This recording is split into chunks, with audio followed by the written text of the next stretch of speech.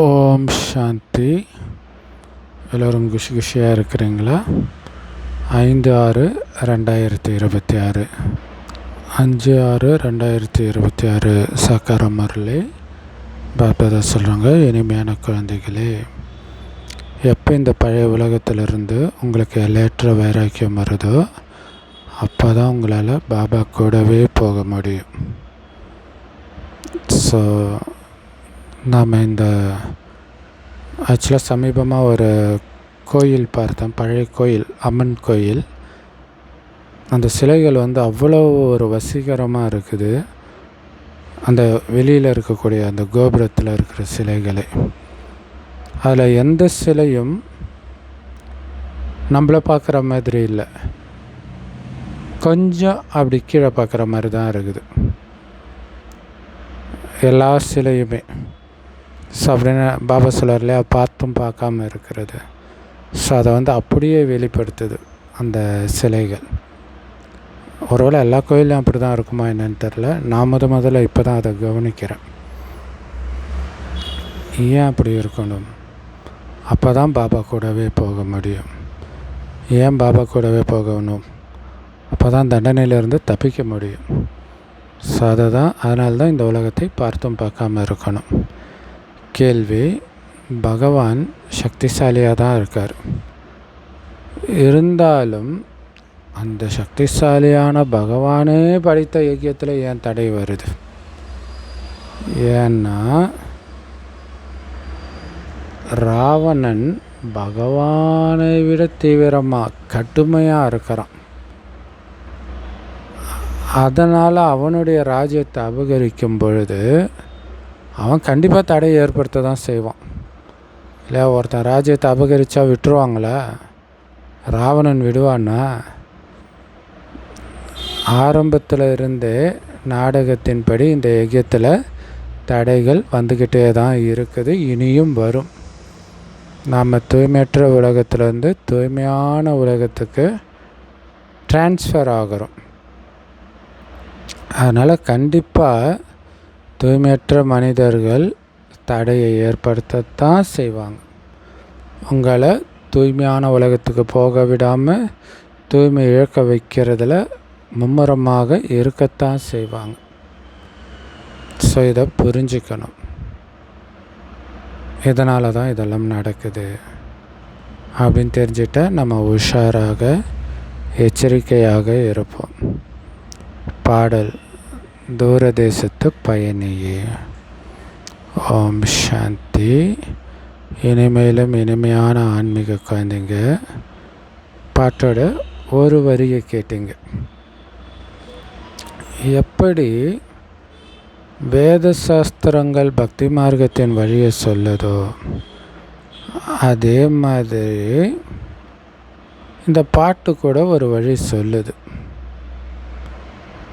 ஆனால் கேட்குறவங்களுக்கோ எழுதுனவங்களுக்கோ இது புரியலை. மற்றபடி சாஸ்திரங்களின் கதையை கேட்குறதெல்லாம் காதுக்கு இனிமையாக இருக்கும், ஆனால் யாருக்கும் எதுவும் புரியாது. தூரதேசத்தை பயணி உண்மையிலே யாருன்னு நமக்கு தான் தெரியும். உண்மையிலே நாம் கூட அதே தூரதேசத்து பயணிகள் தான். அந்த தூரதேசன்றது நம்முடைய வீடு, சாந்தி தாமம். மனிதர்களுக்கு இந்த விஷயங்கள் பற்றி தெரியாது. அப்படின்னால அவங்க எதையுமே தெரிஞ்சிக்கலன்னு தான் அர்த்தம். நாம் எங்கேருந்து வந்தோன்னு கூட தெரியலன்னா அப்போ எதுவுமே தெரியலன்னு தானே அர்த்தம் இல்லையா? மனநலம் பாதிக்கப்பட்டவங்கிட்ட போய் நீ எங்கேருந்து வந்தேன்னு கேட்டால் அவனுக்கு ஒன்றும் தெரியாது. அப்படி தானே பரந்தாம வீட்டை பற்றி தெரியாதவர்களுடைய நிலையும்.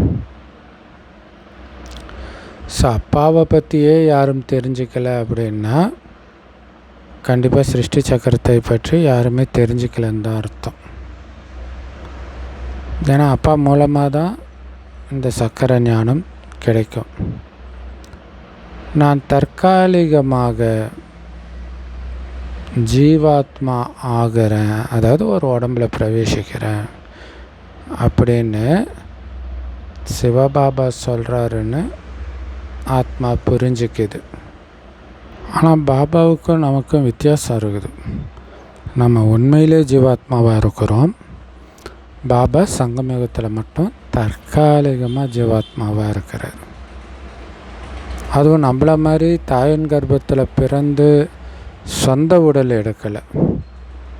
இந்த பிரம்மா உடம்புல பிரவேசமாகிறார் அவருடைய அறிமுகத்தை கொடுக்கறதுக்காக. இல்லாட்டினா அவரை பற்றிய அறிமுகம் நமக்கு எப்படி கிடைக்கும்? ஆன்மீக தந்தையோ ஒருத்தர் தான். அவரைத்தான் சிவபாபா பகவான் அப்படின்லாம் சொல்கிறோம். இது யாருக்குமே தெரியல.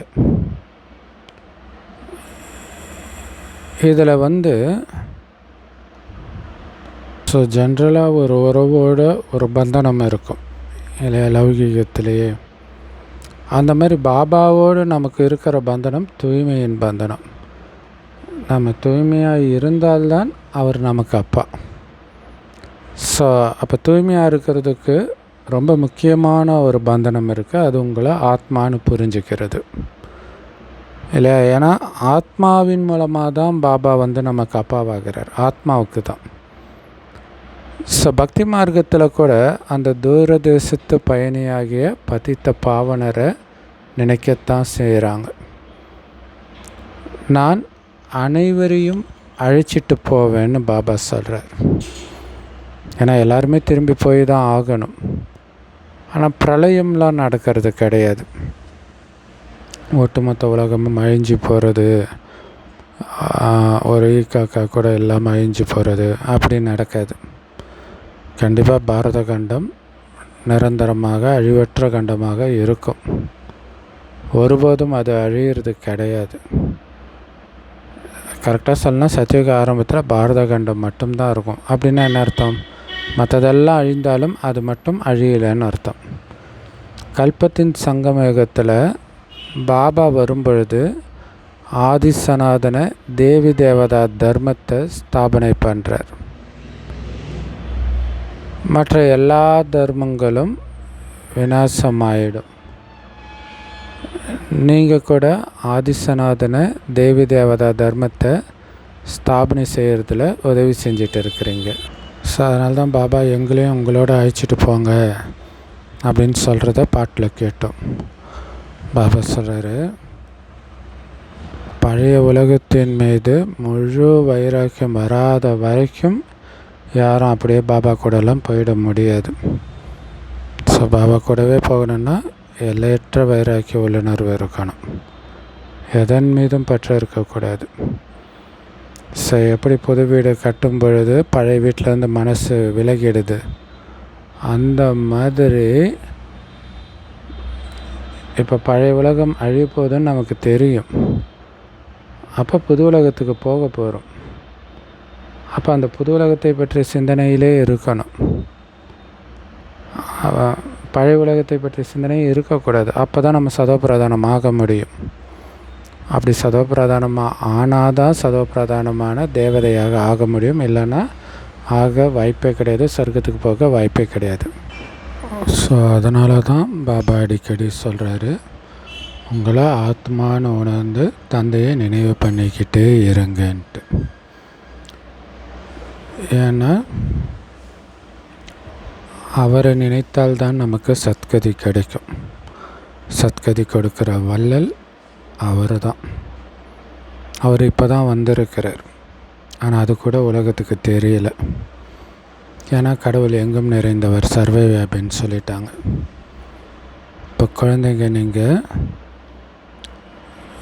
முயற்சியின் அனுசாரம் வரிசைக்கிரமமாக புரிஞ்சிருக்கிறீங்க. நாம் சிவபாபாவுடைய குழந்தைங்கன்னு புரிஞ்சிருக்கிறீங்க வரிசைக்கிரமமாக. ஏன்னா ரெகுலராக முரளி கேட்க வரீங்கனாலே நம்ம சிவபாபாவுடைய குழந்தை, நம்மக்கிட்ட பேசிகிட்டு இருக்க சிவபாபான்னு புரிஞ்சிருக்கிறாங்கன்னு தான் அர்த்தம். நாம் பாப்தாதா கிட்ட போகிறோன்னு புரிஞ்சுக்கிறாங்க. ஸோ அப்போ இது ஒரு குடும்பம் தானே, இது ஈஸ்வரிய குடும்பம். ஸோ யாருக்காவது நிறைய குழந்தைங்க இருந்தால் அதுவே ஒரு மிலிட்ரி ஆகிடும். ஸோ அந்த மாதிரி தான் இத்தனை பிரம்மகுமார் குமாரி சகோதர சகோதரிகள் இருக்கிறாங்க, சிவபாபாவுடைய குழந்தைங்க இருக்கிறாங்க. அப்போ இதுவும் பெரிய சேனையாகிடுது இல்லையா? இது மிலிட்ரியாகவும் ஆகுது, குடும்பமாகவும் ஆகுது. நாம் எல்லையற்ற தந்தைக்கிட்டேருந்து ஆஸ்தி அடைகிறோம் அப்படின்னு பிரம்மகுமாரிகள் எல்லோருக்குமே தெரியும். ஆனால் மகாபாரதத்தில் பாண்டவர்களும் கௌரவர்களும் சூதாட்டம் விளையாடியதாக காட்டியிருக்கிறாங்க. ராஜ்யத்தை பணயமாக வச்சதாக காட்டியிருக்கிறாங்க. இப்போ உண்மையிலே ராஜ்யம் கௌரவர்களுக்கும் கிடையாது பணயம் வைக்கிறதுக்கு, பாண்டவர்களுக்கும் கிடையாது பணயம் வைக்கிறதுக்கு.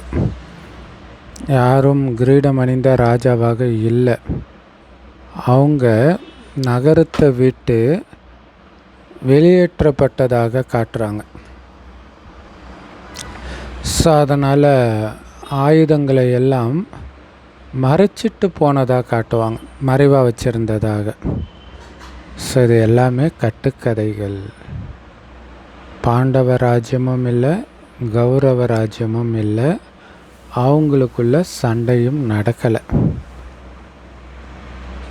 ஆனால் இதில் மறைமுகமான ரகசியங்கள் இருக்குது இல்லையா? ஆயுதங்களை மறைச்சி வச்சுருக்கிறாங்கன்றது ஞான ஆயுதம், அது கண்ணுக்கு தெரியாது.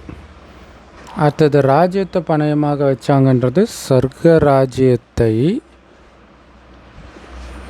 பணயமாக வச்சுருக்கிறோம்னு சொல்லலாம். இது குரானில் கூட இருக்கும். சொர்க்கத்தை பகரமாக வைக்காதீங்க உலக சுகத்துக்காக அப்படின்ட்டு. ஸோ அப்போ இந்த ராஜ்யத்தை பணயமாக வச்சிடாதீங்க, இழந்துடாதீங்க இல்லை. ஒரு விதத்தில் இது பணயம் வச்சுருக்கிற மாதிரி தான். பாபா சொல்கிற மாதிரி நடந்தால் ஜெயிச்சு அதை மீட்டுடுவோம். ஏன்னா நம்முடைய ராஜ்யமாக இருந்தது. அப்புறம் நம்முடைய ராஜ்யத்தை பணயம் வச்சிட்ட மாதிரி தானே. ஸோ அதேமாரி நகரத்தை விட்டு வெளியேற்றப்பட்டதாக காட்டினது சொர்க்கத்தை விட்டு நம்ம வெளியில் இருக்கிறோம். ராமாயணத்தில் ராமர் அதேமாரி வெளியேற்றப்பட்டதாக காட்டுவாங்க. மோசஸ் அவர்களே வெளியேறினதாக காட்டுவாங்க. மற்றபடி டைரெக்டாக அந்த மாதிரி கதை நடக்கலை. ராஜாக்களுக்கு இடையில் சண்டை நடக்கும். ஆனால் மகாபாரதத்தில் இருக்கக்கூடிய கௌரவர்களும் பாண்டவர்களும் சகோதரர்கள்.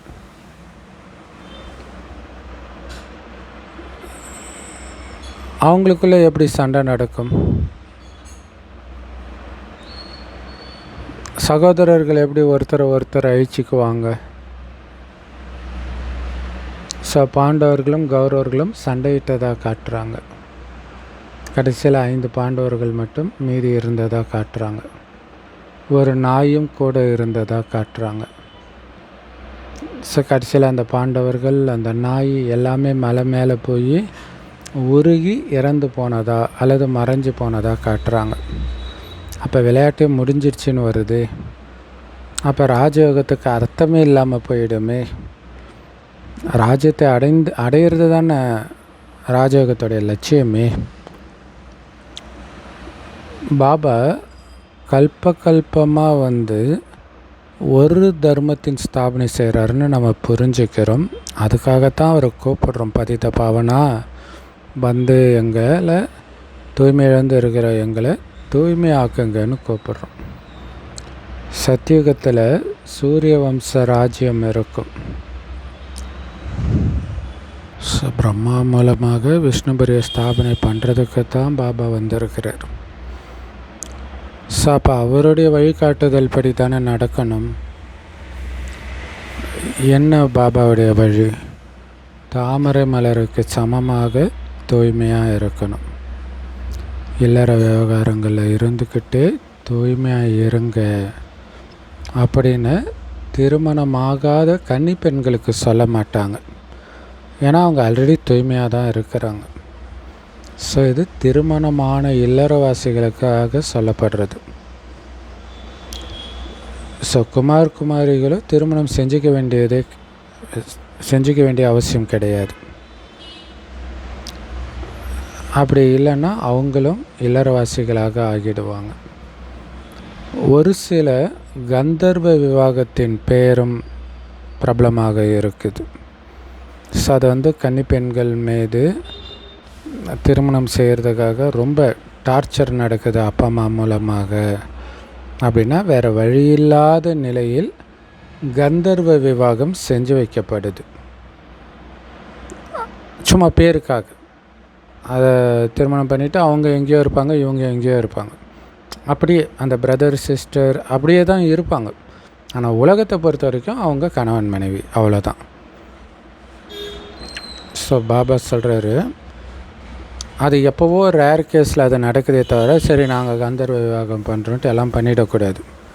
அந்த அடியையும் கூட சகிச்சுக்கணும்னு பாபா சொல்கிறார். அடியை சகித்து கொண்டாலும் சகித்து கொள்ளணுமே தவிர அதற்கு மாறி ஆகிடக்கூடாது, அதாவது திருமணம் பண்ணிக்கக்கூடாது. எவ்வளோ அழுத்தம் கொடுத்து சொல்கிறாரு பாருங்கள். ஏன்னா பால பிரம்மச்சாரிக்குத்தான் புகழ் அதிகம். திருமணம் செஞ்சுக்கிட்டிங்கன்னா ஹாஃப் பார்ட்னர் ஆகிடுறீங்க. குமார்களுக்குத்தான் நீங்கள் பவித்திரமாக இருங்கன்னு பாபா சொல்கிறார். அதாவது திருமணம் செஞ்சிக்காதீங்கன்ட்டு. மற்றபடி திருமணம் ஆனவர்களுக்கு இல்லற விவகாரத்தில் இருந்துக்கிட்டு தாமரை மலருக்கு சமமாக தூய்மையாக இருங்க அப்படின்னு பாபா சொல்கிறார்.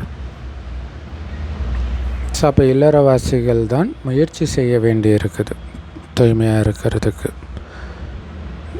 ஸோ திருமணம் செய்யாமல் இருக்கிறதுனால அவங்க கன்னி பெண்களுக்கு பந்தனம் கிடையாது இல்லையா? பந்தனம் உருவாகி கணவனை கவனிச்சிக்கணும், பிள்ளையை கவனிச்சிக்கணும், அப்போ முயற்சி பண்ணுறது கஷ்டம். இன்னொன்று இங்கே பந்தனத்தை விடுறது தான் முயற்சி. ஏன் பந்தனத்தை உருவாக்குவானே அப்புறம் விடணுன்ட்டு கஷ்டப்படுவானே. ஸோ அதனால் கன்னி பெண்கள் படிப்பில் தான் கவனத்தை செலுத்தணும். இந்த ஞானத்தில் வலிமை உள்ளவர்களாக இருக்கணும்.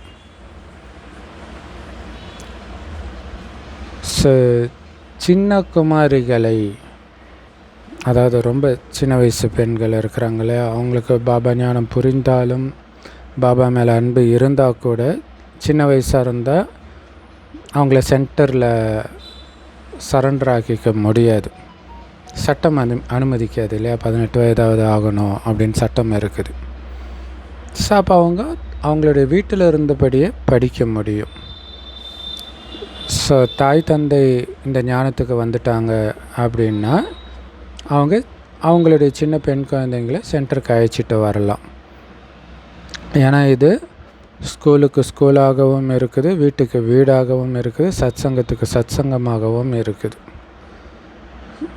ஸோ சத்தியம் அப்படின்னாலே ஒரு தந்தை தான். அவரைத்தான் தூரதேசத்தின் பயணியே அப்படின்னு கூப்பிட்றாங்க. ஆத்மா வெள்ளையாக ஆகுது பாபாவை நினைக்கிறதன் மூலம். ஆனால் பரமாத்மாவோ எப்போவுமே வெள்ளையாக தான் இருக்கிறார், அதாவது எப்போவுமே தூய்மையாக தான் இருக்கிறார். ஸோ பாபாவே சொல்கிறார், நான் எப்பொழுதும் தூய்மையிலே இருக்கிறேன். நான் என்னை மாதிரி அனைத்து ஆத்மாக்களையும் வெள்ளையாக தூய்மையாக மாற்றுறேன். இந்த மாதிரி வேறு ஒரு பயணி கிடையவே கிடையாது. நான் ராவண ராஜ்யத்தில் வரேன், வேறொருத்தருடைய சரீரத்தில் வரேன். ஏன்னா இப்போ உங்கள் ஆத்மா சொல்லும் இது என்னோடய உடம்புன்ட்டு. ஆனால் பாபா ஒன்றும் இது என்னோடய உடம்புன்னு சொல்ல மாட்டார். இது பிரம்மாவுடைய உடம்பு, இது அழுக்கான உடம்பு, என்னுடையது கிடையாது. ஆனால் இவருடைய பல ஜென்மங்களுடைய கடைசி ஜென்மத்தில் நான் வரேன். யார் நம்பர் 1 தூய்மையான கிருஷ்ணராக சத்தியுகத்தில் ஆரம்பத்தில் இருந்தாரோ அவரே இப்போ கடைசி நம்பரில் விகாரியாக ஆகிறார். முதல் நம்பர் 16 கலைகள் சம்பூர்ணமாக இருந்தார். இப்போ எந்த ஒரு கலையும் மிச்சம் இல்லை. இப்போ எல்லாருமே தூய்மையற்றவர்களாக இருக்கிறாங்க. ஸோ எல்லோரையும் தூய்மையாக்க வந்திருக்கிற பாபாவோ தூரதேசத்து பயணி இல்லையா? உண்மையிலே பாபா மட்டும் இல்லை, நீங்கள் ஆத்மாக்களாகிய நீங்கள் கூட தூரதேசத்து பயணி தான். அங்கேருந்து இங்கே வந்து உங்கள் பார்ட்டை நடிக்கிறீங்க. இந்த சிருஷ்டி சக்கரத்தை பற்றி யாருக்குமே தெரியாது.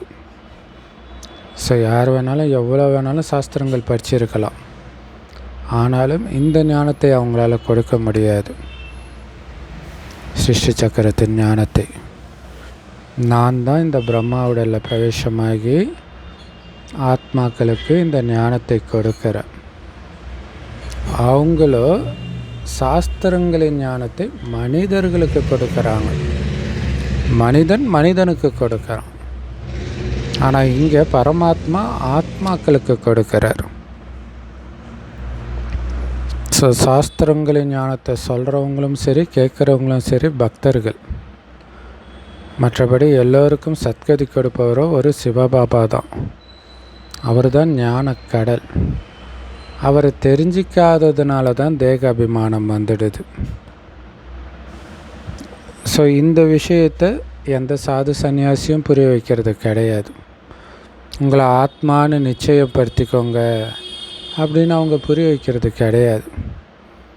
ஆத்மா தான் படிக்குது, கண்கள் மூலமாக பார்க்குது, அனைத்து காரியத்தையும் செய்யுதுன்னு யாருமே புரிய வைக்கிறது இல்லை. ஏன்னா எல்லாரும் தேக அபிமானத்தில் தான் இருக்கிறாங்க. சிவபாபாவைத்தான் தூரதேசத்து பிரயாணின்னு சொல்கிறோம். நாம் 84 பிறவி சக்கரத்தை சுற்றி முடிச்சிட்டோன்னு நம்ம தெரிஞ்சுக்கிட்டோம். பாபா சொல்கிறாரு, 5000 வருஷத்துக்கு முன்னாடி கூட இதே ஞானத்தை உங்களுக்கு புரிய வச்சேன். என்ன ஞானத்தை? குழந்தைகளே, நீங்கள் உங்கள் பிறவிகள் பற்றி அறிய மாட்டீர்கள், நான் அறிவேன், அதை நான் உங்களுக்கு சொல்கிறேன் அப்படின்னு புரிய வைத்தார். இப்போவும் புரிய வைக்கிறார். ஸோ இந்த உண்மை ஏதோ மாவில் உப்பு சேர்த்த மாதிரி கொஞ்சம் நெஞ்சம் கீதையில் இருக்குது. ஆனால் உண்மையான கீதையின் எபிசோடு இப்போ நடக்குது. அதே மகாபாரத யுத்தம் இப்போ நடக்குது. அதே மன்மனாபவ மத்தியாஜி பவன்ற ஞானம் இப்போ உங்களுக்கு கிடைக்கிது. என்னை மட்டும் நினைவு செய்யுங்க. கண்டிப்பாக முந்தைய கல்பத்திலையும் சண்டை நடந்துச்சு, அது நடந்தே தீரும், அதில் டவுட்டே தேவையில்லை. ஆனால் இறுதியில் வெற்றி யாருக்கு கிடைச்சது? பாண்டவர்களுக்குத்தான் கிடைக்கிது. பாண்டவர்களாகிய நமக்கு தான் கிடைக்கிது. ஸோ விஷ்ணுவோடைய வெற்றி மாலைக்குத்தான் மகிமை பாடப்படுது. சாஸ்திரங்கள்லேயோ பாண்டவர்கள் உருகி இறந்து போயிட்டதாக காட்டியிருக்கிறாங்க. பிறகு மாலை எங்கேருந்து உருவானது? ஸோ அப்படி பாண்டவர்கள் எல்லாமே மலையில் உருகி போயிட்டாங்கன்னா விஷ்ணுவின் வெற்றி மாலை எப்படி வரும்? ஏன்னா நம்ம வந்து விஷ்ணுவின் வெற்றி மாலை ஆகிறதுக்காக தான் இங்கே வந்திருக்கிறோம். நம்மளை அப்படி ஆக்கிறதுக்கு தான் பதித்த பாவனர் பாபா இருக்கிறார். ஸோ அவருக்கு நினைவு சின்னம் வேணும் இல்லையா? ஸோ அவருடைய நினைவு சின்னம் பக்தி மார்க்கத்தில் மகிமை பாடப்படுது. சிலர் 8 மணி மாலையும், சிலர் 108 மணி மாலையும், சிலர் 16,108 மணி மாலையும் உருவாக்கியிருக்கிறாங்க. உங்களுடைய உயரும் கலையின் மூலமாக தான் எல்லோருக்கும் நன்மைன்னு மகிமை பாடுறாங்க. ஸோ நமக்கு தான் இப்போ உயரும் கலைன்னு நாம் தெரிஞ்சுக்கிட்டோம். அப்போ உலக நன்மைக்காக நாம் உயர்த்திக்கிறோம். அதை புரிஞ்சுக்கணும். இல்லை இப்போ கூட அரசியலுக்கு வரவங்க வந்து இந்த உலகத்துக்கு நான் ஏதாவது நன்மை செய்யணுன்றதுக்காக வரேன்றாங்க. இங்கே உலகத்துக்கு நன்மை செய்கிறதே நாம் உயர்த்திக்கிறது தான். நாம் நம்முடைய சுகதாமத்துக்கு போயிடுவோம். பிறகு அங்கேருந்து எப்படி கீழே இறங்குறோம், எப்படி 84 பிறவி எடுக்கிறோம் அப்படிங்கிற ஞானம் ஃபுல்லாக இப்போ நம்ம புத்தியில் இருக்குது. இந்த ஞானத்தை நம்ம மறக்கவே கூடாது. நம்முடைய எல்லா துக்கத்தையும் நீக்கிறதுக்காக, நம்முடைய சாபத்தை நீக்கி ஆஸ்தி கொடுக்கறதுக்காகத்தான் பாபா வந்திருக்கிறார்.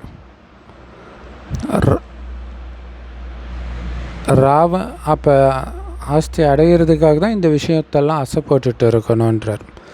சொர்க்கத்துக்கு போயிட்டு இருக்கிறோம், அந்த 84 பிறவி சக்கரத்தை புத்தியில் சுற்றிக்கிட்டே இருக்கணுன்றார். ராவணனுடைய சாபத்தினால தான் எல்லோருக்கும் துக்கம் கிடைக்கிது. ஸோ அந்த சாபத்திலேருந்து விடுபட்டு துக்கத்திலேருந்து விடுபடணும்னா தந்தையும் ஆஸ்தியையும் மட்டும் நினைவு பண்ணிக்கிட்டே இருக்கணும். ஸோ பாபாவை நினைவு செய்கிறது ஓகே, அது எப்படி ஆஸ்தியை நினைவு செய்கிறது? நாம் எந்த வம்சத்தை சார்ந்தவர்கள்? பாரதத்தை ஆட்சி செஞ்ச சூரிய வம்சத்தை சார்ந்தவர், அந்த போதை இருக்கணும். அதுதான் ஆஸ்தியை நினைவு செய்கிறதுன்றது. ஸோ இதே பாரத பூமியில் மீண்டும் அந்த சூரிய வம்ச ராஜ்யத்தை நமக்கு கொடுக்கறதுக்காகத்தான் சிவபாபா வரார். ஏன்னா இதே பாரதம் தானே சொர்க்கமாக இருந்துச்சு அப்படிங்கிறத அடிக்கடி புத்தியில் நினைவு பண்ணணும். இதை தான் ஆஸ்தியை நினைவு செய்கிறதுன்றது. ஏதாவது லௌகீகத்தில் உங்கள் சொத்தை அபகரித்தா நீங்கள் மறக்கணும்னு நினச்சாலும் ஞாபகம் வந்துக்கிட்டே இருக்குது இல்லை? அந்த மாதிரி இதை நினைக்க சொல்கிறார். உங்கள் கிட்டேருந்து கண்ணுக்கு தெரியாத எதிரி ராவணன் அபகரிச்சிருக்கிறான். உலக ராஜ்யத்தை நாராயணனாக இருந்த என்ன பிச்சைக்காரனாக ஆக்கிட்டான். அப்படிங்கிறத அடிக்கடி நினைங்க. அப்போ அந்த ராவணன் மீது வெறுப்பு வரும், விகாரத்தின் மீது வெறுப்பு வரும். ஆனால் இவ்வளவு யுக்திகளை பாபா சொன்னால் கூட முழுசாக 84 பிறவி எடுக்காதவங்க இதை தாரணை பண்ண மாட்டாங்கன்றார். மற்றவர்களும் தாரணை பண்ண வைக்கவும் மாட்டாங்க. ஸோ அவங்க 84 பிறவி எடுக்கலைன்னு பாபா புரிய வைக்கிறார். இவங்க தாமதமாக பிற்காலத்தில் வந்திருப்பாங்க. சொர்க்கன்றதே சத்தியுகத்தை தான் பாபா சொல்கிறார். அங்கே அவங்க வரலை. ஏன்னா முதல்ல போகிறது தானே நல்லது. ஒரு படம் ஆரம்பிக்கும் போதே போகணும்னு ஆசைப்படுவாங்க. இது அற்புதமான படம், ஆரம்பத்திலே வரணும் இல்லை? புது வீட்டில் முதல்ல நீங்கள் தான் வசிக்க போகிறீங்க இல்லையா? ஜென்ரலாகவே லௌகீகத்தில் கூட புது வீட்டை கட்டி அப்படியே வாடகைக்கு விட மாட்டாங்க. இவங்க இருந்து அனுபவிச்சுட்டு பிறகு தான் வாடகைக்கு விடுவாங்க. அது செகண்ட் ஹேண்ட் ஆகிடுது, பழசாகிடுது. சத்தியுகங்கிறது புது உலகம், திரேத்தாயுகன்றது செகண்ட் ஹேண்ட் அப்படின்னு பாபா சொல்கிறார். ஸோ அதனால் நாம் அந்த புது உலகமாகிய சொர்க்கத்துக்கு போகணும். அதற்கு முயற்சி பண்ணணும். பிரஜைகளும் உருவாக்கிக்கிட்டே இருப்பாங்க. உங்களுக்கும் இந்த ஞானம் நல்லா சமட்டியால் அடித்தா மாதிரி உங்கள் இதயத்தில் பதியும். ஸோ மாலையில் யார் யார் மணியாக வருவாங்கன்னு நீங்கள் புரிஞ்சிக்குவீங்க. நீங்கள்லாம் சொர்க்கத்துக்கு வரமாட்டீங்கன்னு நேரடியாக சொல்லிட்டா அவங்களுக்கு ஹார்ட் அட்டாக்கே வந்துடும். அதுதான் கடைசியில் நடக்கும் காட்சி கிடைக்கும்போது. ஸோ அதனால தான் பாபா இன்டைரக்டாக முயற்சி பண்ணுங்கன்றார். முயற்சி பண்ணுங்கன்னா அர்த்தம் முயற்சி பத்தலை பண்ணுங்கன்னு அர்த்தம். செக் பண்ணுங்க உங்களை நீங்களே. நம்முடைய புத்தி யோகம் வேறு எங்கேயும் அலையாமல் இருக்குதா? நமக்கு சிவபாபா கிட்ட எவ்வளோ அன்பு இருக்குது. ஏன்னா அன்பு இருந்துச்சுன்னா அவரையே சுற்றிக்கிட்டு இருக்கும் புத்தி. அன்பு இல்லைன்னா அன்பு வேறு எங்கே இருக்குதோ அங்கே போய் சுற்றிக்கிட்டு இருக்கும். நாங்கள் பாப்தாதா கிட்ட போகிறோன்னு சொல்கிறாங்க. சிவபாபா கிட்ட இருந்து இந்த பிரம்மா தாதா மூலமாக ஆஸ்தி அடையிறதுக்காக போகிறாங்க. ஸோ இப்படிப்பட்ட தந்தைக்கிட்ட பல தடவை வரணும் இல்லையா? ஆனால் இல்லற விவகாரங்களையும் கவனிச்சிக்கணும். நீங்கள் பெரிய பணக்காரராக இருக்கலாம், ஆனால் அந்தளவுக்கு உங்களுக்கு நேரம் இருக்க மாட்டேங்குது இல்லையா? அதுக்கு காரணம் என்ன தெரியுமா? முழுமையான நிச்சயம் இல்லை. நிச்சயம் இருந்துச்சுன்னா ஓரிரு மாதங்களுக்கு பின் புத்துணர்ச்சி அடைய முடியும். அவங்க அடிக்கடி முயற்சி பண்ணுவாங்க. ஊசியில் துரு பிடிச்சிருக்குது அப்படின்னா அந்த ஊசியை காந்தம் அந்தளவுக்கு கவர்ந்து இழுக்காது. யாருக்கிட்ட முழுமையாக யோகம் இருக்குதோ அவங்களுக்கு தான் உடனே பாபா கிட்ட அந்த கவர்ச்சி இருக்கும். ஓடி வருவாங்க பாபா கிட்ட. ஸோ எந்த அளவுக்கு கரை நீங்கிக்கிட்டே போகுதோ அந்த அளவுக்கு கவர்ச்சி இருக்கும். நாம் அந்த காந்தமாகிய சிவபாபாவை போய் சந்திக்கணும்னு. அடித்தாலும் சரி, என்ன பண்ணாலும் சரி, நான் இந்த வாசலை விட்டு வெளியே போக மாட்டேன்னு பாட்டு இருக்குது இல்லையா? ஆனால் அந்த நிலை கடைசியில் தான் ஏற்படும். கரை நீங்கிடுச்சுன்னா அந்த மனநிலை இருக்கும். பாபா சொல்கிறாரு, ஹே ஆத்மாக்களே, மன்மனாபவ, உங்களுடைய இல்லற விவகாரங்கள்லே இருங்க. இங்கே ஓடி உட்காந்துக்கணும்லாம் கிடையாது. கடல்கிட்ட மேகங்கள் வருவது புத்துணர்ச்சி அடையிறதுக்காக. அந்த நீரை கவர்ந்து போய் வெளியில் மழை பெய்யணும் இல்லையா? அந்த மாதிரி நீங்கள் சேவைக்காக போகணும். பாபா கிட்டே உட்காந்துக்கக்கூடாது இல்லையா? பாபாவை சந்திக்க வரணும், ஆனால் அங்கேயே இருந்துடக்கூடாது. எப்போ பந்தனம் முடியுதோ அப்போ சேவைக்கு போக முடியும். ஸோ தாய் தந்தை தங்களுடைய குழந்தைகளை பார்த்துக்கணும். அதே நேரத்தில் தந்தையின் நினைவில் இருக்கணும், தூய்மை ஆகணும். ஸோ இந்த ஞான யுகத்தில் பலவிதமான தடைகள் ஏற்படுது. ஈஸ்வரன் தான் சக்திசாலியாச்சே, பிறகு எதுக்கு தடை ஏற்படுதுன்னு கேட்குறாங்க. ஆனால் ராவணன் பகவானை விட ரொம்ப வேகமானவன், கொடூரமானவன் அப்படின்னு மனிதர்களுக்கு தெரியாது. அவனுடைய ராஜ்யம் அபகரிக்கப்படுதுன்னா பலவிதமான தடைகளை ஏற்படுத்திக்கிட்டே தான் இருப்பான். ஸோ இதனை நினைவாக ராமாயணத்தில் கூட அந்த பிரிட்ஜு கட்டும்போது அதை உடச்சிக்கிட்டே இருப்பான். ஸோ நாடகப்படி அதே மாதிரி மறுபடியும் நிறைய தடைகள் ஏற்படும். ஆரம்பத்திலிருந்தே தூய்மையற்றவர்களுடைய தடைகள் இருக்க தான் செஞ்சது. ஸோ சாஸ்திரங்களில் கூட கிருஷ்ணருக்கு 16,108 பட்டத்து ராணிகள் இருந்ததாக எழுதிட்டாங்க. பாம்பு அவரை கடிச்சது, ராமருடைய சீதையை ராவணன் கடத்திட்டு போயிட்டான், இப்படியெல்லாம் எழுதிட்டாங்க. இப்போ சொர்க்கத்துக்கு ராவணன் எங்கேருந்து வந்தான்? ஏன்னா சொர்க்கத்தில் தானே ராமர் சீதையெல்லாம் இருப்பாங்க. ஸோ அப்போ நிறைய பொய் இருக்குது அந்த கதையில். விகாரமே இல்லைன்னா குழந்தை எப்படி பிறக்கும்னு கேட்குறாங்க.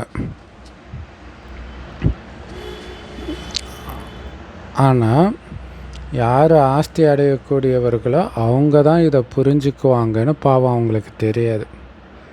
இந்த ஞான யோகியத்தில் அசுரர்களுடைய தடைகள் கண்டிப்பாக ஏற்படுது. தூய்மையற்றவர்களைத்தான் அசுரர்கள்னு சொல்கிறோம் இல்லையா? அப்போ நாம் அசுரராக இருக்கக்கூடாதுன்னா தூய்மையாக இருக்கணும். ராவண சம்பிரதாயத்தினராகவே இருக்கிறாங்க. இப்போ நீங்கள் சங்கம யுகத்தில் இருக்கிறீங்க. ராவண ராஜ்யத்திலிருந்து விலகி வந்திருக்கிறீங்க. ஸோ சங்கம யுகத்துக்கு வந்துட்டாலே ராவண ராஜ்யத்திலேருந்து விலகி வந்துட்டோன்னு தான் அர்த்தம். இருந்தாலும் கொஞ்சம் அந்த ராவண சம்பிரதாயத்துடைய குணம் எட்டி பார்க்குது. ஆனால் நாம் சொர்க்கத்தை நோக்கி போய்கிட்டே இருக்கிறோம் அப்படிங்கிற ஞானம் புத்தியில் இருக்குது. மற்றபடி உடம்பு என்னவோ கலியுகத்தில் ராவண ராஜ்யத்தில் தான் இருக்குது. ஆனாலும் இந்த ராவண ராஜ்யத்தின் மீது உங்களுக்கு வைராக்கியம் இருக்குது. இதோடைய நினைவாக தான் ராமாயணத்தில் சீதை ராவணனுடைய சிறையில் இருக்கிறா, ஆனால் அவளுடைய புத்தியெல்லாம் ராமர்கிட்ட இருக்கிறதா காட்டியிருக்கிறாங்க இல்லையா. அவள் உடம்பு ராவணனுடைய சிறையில் இருக்குது. இந்த மோசமான உலகம் சுடுகாடாக ஆக போகுது. ஸோ பாபா விதவிதமான கருத்துக்கள் மூலமாக புரிய வைக்கிறார். உண்மையிலே ஒரே ஒரு முக்கியமான விஷயந்தான். அது என்ன? மன்மனாபவ, பாபாவுடைய நினைவிலேயே இருங்க. ஸோ நிறைய பேர்கிட்ட இருந்து பாபாவுக்கு லெட்டர் வருது, பாபா நாங்கள் இந்த பந்தனத்தில் இருக்கிறோம் அப்படின்ட்டு. ஸோ ஒரு திரௌபதி கிடையாது, ஆயிரக்கணக்கானவர்கள் இருக்கிறாங்க. இப்போ நீங்கள் இந்த தூய்மையற்ற உலகத்திலேருந்து தூய்மையான உலகத்துக்கு மாற்றலாகி போயிட்டு இருக்கிறீங்க. ஸோ அப்போ கண்டிப்பாக தூய்மை ஆகணும். அதை தான் மலராகிறதுன்னு பாபா சொல்கிறார். யார் முந்தைய கல்பத்திலையும் மலராக ஆனாங்களோ அவங்க தான் இப்பையும் மலராகிறதுக்கான தைரியத்தை வெளிப்படுத்துவாங்க. அல்லாவின் தோட்டம் இங்கே தான் ஸ்தாபனை ஆகுது. ஒரு சிலரோ அந்த அளவுக்கு நல்ல மலர்களாக இருக்கிறாங்களாம். அவங்கள பார்க்கும்போதே நமக்கு மனசு மகிழ்ச்சி ஆகிடுதான். பேர் கிங் ஆஃப் ஃப்ளவர்ஸ் இல்லையா, மலர்களின் ராஜா, அந்த மாதிரி இருக்கிறாங்க.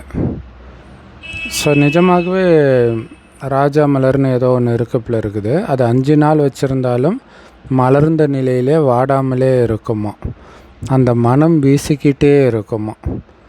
இங்கேயும் கூட பாபாவை சதா நினைவு செஞ்சுக்கிட்டும் அவரை நினைவு செய்கிறதுக்கு மற்றவர்களுக்கு ஞாபகப்படுத்திக்கிட்டும் சில குழந்தைங்க இருக்கிறாங்க. அவங்களுடைய நறுமணம் பரவுது, அவங்க சதா குஷியாக இருக்கிறாங்க. அப்படிப்பட்ட இனிமையிலும் இனிமையான குழந்தைங்களை பார்த்து பாபாவும் மகிழ்ச்சி அடைகிறார். அவங்களுக்கு முன்னாடி பாபாவுடைய ஞான நடனம் நன்றாக நடக்குதுன்றார். நல்லது இல்லையா? நல்ல குழந்தைங்க முன்னாடி தான் ஞானம் அற்புதமாக பாபா சொல்வார். அற்புதமான முரளி கொடுத்த அன்பான தாய் தந்தை பாப்தாதாவுக்கு அன்பு நினைவுகள் மற்றும் காலை வணக்கம். பாபா சொல்கிறாங்க, ஞானத்திலும் யோகத்திலும் உறுதி குறையாதவராக இருக்கணும். பந்தனம் எதுவும் இல்லை அப்படின்னா தெரிஞ்சே போய் பந்தனத்தில் போய் சிக்கிக்கக்கூடாது. பால பிரம்மச்சாரியாக இருக்கிறதுக்கு தான் மகிமை அதிகம். இப்போ நமக்கு உயரும் கலை, இதில் தான் எல்லோருக்கும் நன்மை இருக்குதுன்றது சதா ஞாபகம் இருக்கணும். ஸோ பாபா நம்மளை உயரும் கலையில் அழைச்சிட்டு போகிறதுக்காக, அனைத்து துக்கங்கள்லேருந்தும் நம்மை காப்பாற்றுறதுக்காக, சாபத்தை போக்கி சுகத்தை ஆஸ்தியை கொடுப்பதற்காக வந்திருக்கிறார். ஸோ அதனால் சதா பாபாவையும் ஆஸ்தியையும் மட்டும் நினைவு செய்து அளவற்ற குஷியில் இருக்கணும். நம்முடைய புத்தி பாபாவை தவிர, ஆஸ்தியை தவிர வேறு எங்கேயாவது அலையுதான்னு செக் பண்ணிக்கிட்டே இருக்கணும். வரதானம் அனுசரிக்கும் மற்றும் எதிர்கொள்ளும் சக்தியின் மூலம் சேவையில் வெற்றியை பலனாக அடையக்கூடிய ஆன்மீக சேவாதாரி ஆகுங்கள். அதுக்கு விளக்கம், ஆன்மீக சேவாதாரிகளுக்கு சேவையை தவிர வேறு எந்த சிந்தனையும் இருக்காது. அவங்களுடைய மனம், சொல், செயல் சேவையின் மூலம் ஒரு வினாடி கூட ஓய்வு எடுக்க மாட்டார்கள். அதாவது எண்ணம், சொல், செயலால் செய்கிற சேவையில் இருந்து ஒரு வினாடி கூட ஓய்வு எடுக்க மாட்டாங்க. இல்லை, பிஸியாகவே இருப்பாங்க எண்ணம், சொல், செயலின் சேவை மூலமாக. அதனால் பெஸ்ட் ஆகிடுது. இல்லை, ஒரு வினாடி கூட ரெஸ்ட் எடுக்காததுனால அவங்க பெஸ்ட் ஆகிடுறாங்க. அவங்க சேவையில் வெற்றியை பலனை அடைகிறதுக்காக எப்பவும் இதையே ஞாபகம் வச்சுக்குவாங்களாம். அது என்ன அப்படின்னா,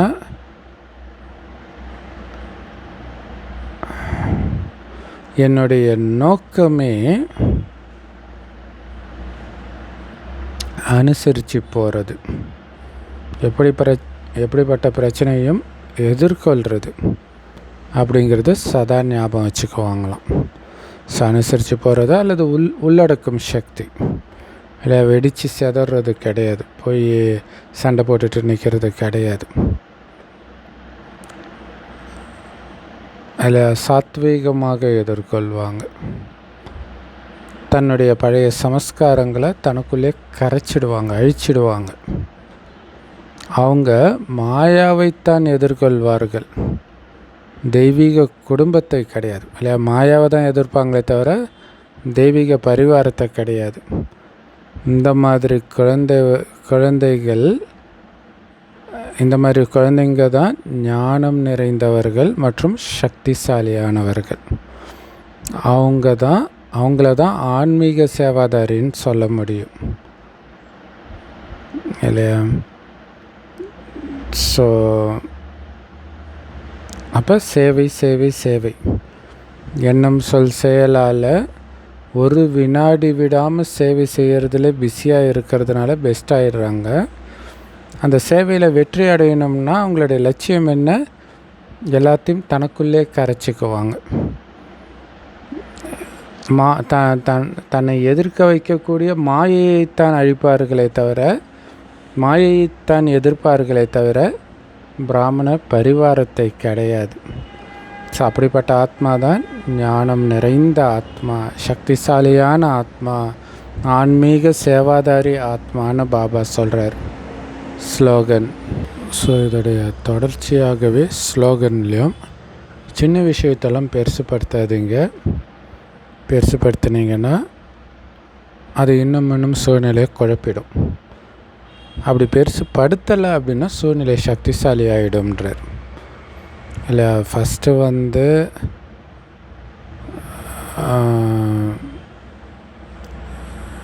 எதிர்கொள்வது, அதாவது உங்களுடைய பலகீனங்களை எதிர்கொள்வதும் உள்ளடக்கும் சக்தியும் இருக்கிறது தான் உங்களுடைய நோக்கமாக இருக்கணும் அப்படின்னு சொன்னார். ஸோ அப்போ சின்ன விஷயத்தை பெருசுப்படுத்துறதும் பலகீனம்தான் இல்லையா. ஸோ அப்படி பண்ணாதீங்க, அப்போ சூழ்நிலை சக்திசாலி ஆகுன்றார். ஸோ அப்போ வாயுமண்டலத்தை சக்திசாலி ஆக்கணும் மனசசைவின் மூலமாக. ஸோ அதனால் விஷயத்தை பார்க்கக்கூடாது, உள்நோக்கு முகத்தில் இருக்கணும், பாபாவை மட்டும் பார்த்துட்டு அல்லது நினச்சிட்டு இருக்கணும். அவ்யக்தேஸ்வரா, எப்போதும் மகிழ்ச்சியாக இருக்கணும்னா உங்களுடைய சுபாவத்தை சரளமாக ஆக்கிக்கோங்க, சகிப்புத்தன்மையுடையவராகுங்க. உலகத்தில் மனிதர்கள் உயிரோடு இருந்தால் கூட நம்பிக்கை இல்லாமல் ஒரு பணம் மாதிரி தான் இருக்கிறாங்க, இல்லை சிதையில் அமர்ந்திருக்கிறாங்க. சிதைன்றது அந்த பிணத்தை எடுத்துகிட்டு போகிற பாடைன்னு சொல்கிறோம் இல்லையா, அதில் இருக்கிறாங்க உயிரோடு. ஸோ இப்படிப்பட்ட ஆத்மாக்களுக்கு மறுஜென்மம் கொடுங்க, புது வாழ்க்கையை தானமாக கொடுங்க. உங்களுடைய மகிழ்ச்சியான புன்னகை நிரம்பிய முகத்தின் மூலமாக அவர்களை மனித வாழ்க்கையில் எப்படி வாழணும்னு கற்றுக் கொடுங்கள். எப்படி? உங்களுடைய நடத்தையின் மூலமாக, உங்கள் முகத்தின் மூலமாக. உங்களை பார்த்து அவங்களுக்கும் நம்மளும் இந்த மாதிரி தைரியமாக ஆர்வம் ஊக்கம் உற்சாகத்தோடு இருக்கணும் அப்படின்னு தோணணும், அவங்களுக்கு அந்த ஊக்க உற்சாகம் வரணும். ஸோ இதுக்கு உங்களுடைய குணம் சரளமானதாக இருக்கணும். உங்களுடைய மனநிலை எப்போவுமே தாமரை மலருக்கு சமமாக இருக்கணும். ஸோ தாமரை மலருக்கு சமமான மனநிலைன்ற சீட்டில் டபுள் லைட் ஸ்திதியில் நிலைச்சிருங்க. ஸோ அப்போ தான் உங்கள் முகம் எப்போவும் சிரித்த முகத்தோடு இருக்கும். உங்களை பார்த்து மற்றவர்களுக்கும் அந்த நம்பிக்கை வரும், மறுபடியும் வாழணும்ன்ட்டு. ஸோ அதுக்கு என்ன பண்ணணும்? எல்லாத்துலேருந்தும் புத்தியை விலக்கி இருக்கணும், மனம் லேசாக இருக்கணும். யாருக்கு தான் பிரச்சனை இல்லை அப்படின்னு சொல்லுவாங்க இல்லையா, ஸோ அந்த மாதிரி அப்படி இருந்தாலும் மனம் லேசாக இருக்கணும். அப்போ தான் உங்கள் முகத்தின் மூலமாக சேவை நடக்கும். ஓம் சாந்தி. வரதானம் ஸ்லோகன் அவிக்தேஸ்வரா ரொம்ப ரொம்ப powerful. Love you Bapdada. Thank you Bapdada. குஷி குஷியாக இருங்க, குளிர்ச்சியாக இருங்க.